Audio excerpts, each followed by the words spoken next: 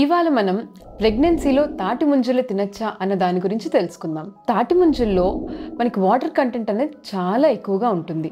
So సమ్మర్లో దొరికే ఈ ఫ్రూట్ తీసుకోవడం వల్ల మనకి డిహైడ్రేషన్ అనేది తగ్గుతుంది. సో అలానే ఫైబర్ కంటెంట్ కూడా ఎక్కువగా ఉంటుంది.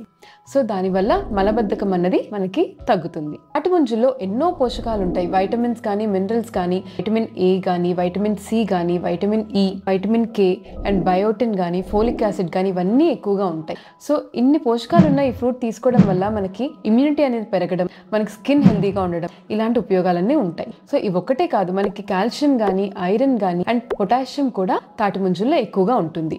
ఇన్ని ఉపయోగాలున్న తాటి ముంజల్ని మనం ప్రెగ్నెన్సీలో తీసుకోవచ్చా లేదా అన్న క్వశ్చన్కి ఆన్సర్ తప్పకుండా తీసుకోవచ్చు. ఒక లిమిట్లో తీసుకుంటే మంచిది. సో ఒక రోజుకి 3 లేదా 4 లేదా అంటే 5 వరకు కూడా తీసుకున్నా పర్వాలేదు. ప్రెగ్నెన్సీలో మనకి ఇంకొక ఉపయోగం ఉంటుంది. వీటి వల్ల మనకి మార్నింగ్ సిక్నెస్ అనేది తగ్గడం, డైజెషన్ అనేది ఇంప్రూవ్ అవ్వడం, ఇలాంటి బెనిఫిట్స్ కూడా ఉంటాయి. సో ఆలోచించకుండా ప్రెగ్నెంట్ ఉమెన్ అందరూ కూడా తాటి ముంజల్ని తీసుకోవచ్చు. బ్రెస్ట్ ఫీడింగ్ అప్పుడు అంటే పిల్లలకి పాలిచ్చేటప్పుడు తీసుకోవచ్చా అని అడుగుతారు.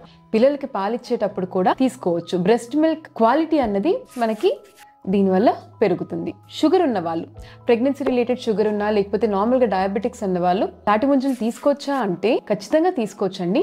తాటి ముంజల్లో ఫ్యాట్ కంటెంట్ తక్కువ ఉంటుంది, క్యాలరీస్ కూడా తక్కువగా ఉంటాయి.